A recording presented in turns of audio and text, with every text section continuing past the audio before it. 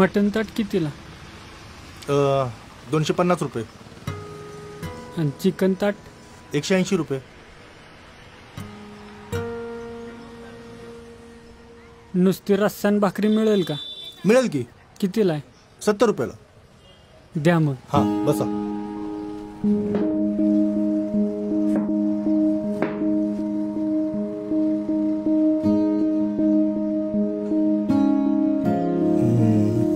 कसलं तरी अडचणीत वाटतं.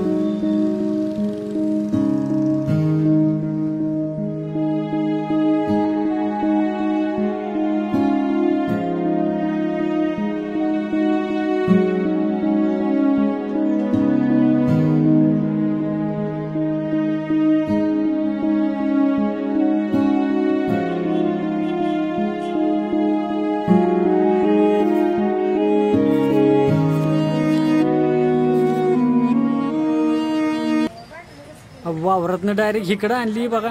अहो विकासराव तुमचं बरोबर आहे, पण पहिला माल शिल्लक आहे त्याचं काय करू? अहो तुमच्याकडे लय आशेने आलेलो राव. आशा लय वाईट, आणि शेतकऱ्याने तर आशा धरूच नाही. अहो पण शेलका माल आहे. अहो विकासराव परवा 30 रुपयाने इकली, काल 20 ने इकली, आज 10 ला कोणी शिराना. अहो पोतभर भाजी आहे साहेब.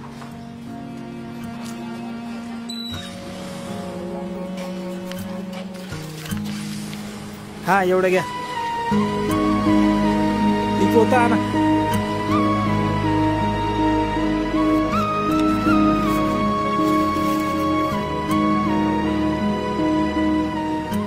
दिवाळीचा सण आलाय आता. भाजीच्या पैशातून निदान पोरांसाठी कपडे तरी घ्या.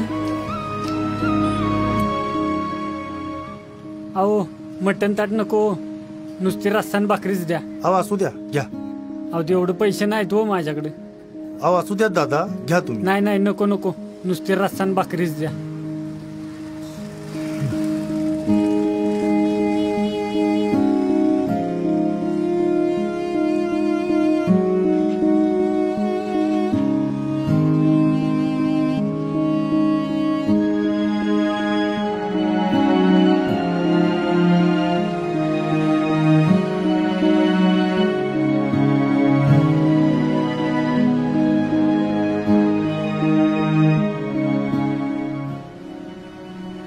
अहो आता पीस कशाला?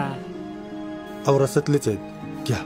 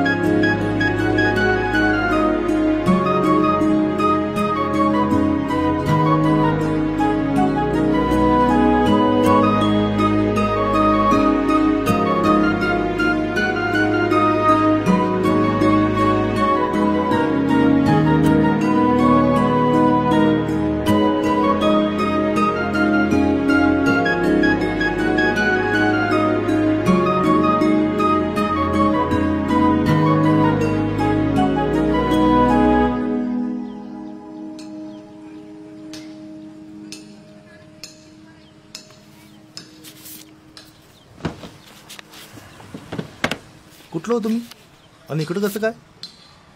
हा सरजापूरचं. बर. भाजी कायला आलो होतो. हां. वाटलं होतं चांगला भाव मिळेल भाजीला. आधीच पावसानं नुकसान झालंय. हो ना.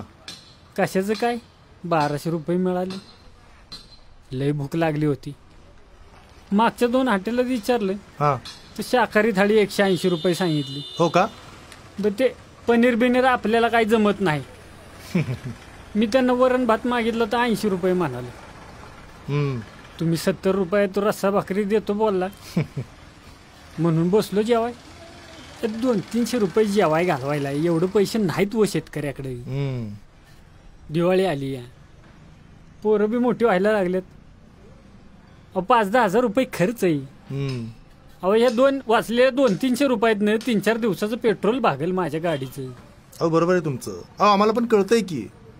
ठीक आहे, मग आलात तर या इकडं मग. हा कावा आता 2-4 महिन्यातनं आपली मटणाची गाठ पडायची. चला. हो हो चला या. ही घ्या. हो हे कशाला? अहो घ्या हो. ह्याचे किती पैसे द्यायचे? काय राव साहेब, मी नको म्हणलं तरी तुम्ही रश्यातनं मला मटण आणून घातलंच की जेवायला. माहित नाही होय मला. अहो, पण अहो, शेतकरी आहे मी. अहो तसं नाही. अहो नुसतं काम फुटलं तर त्याला धान येईल का नाही ही ओळखणारी माणसं आम्ही. बर पण अहो पण तुम्ही माझ्या पोटात 2 घास घातले, आम्ही तुमच्या पोटात 4 घास घालूच की. काय शेतकऱ्याला ह्या जगानं काय अजून ओळखलं नाही. येतो.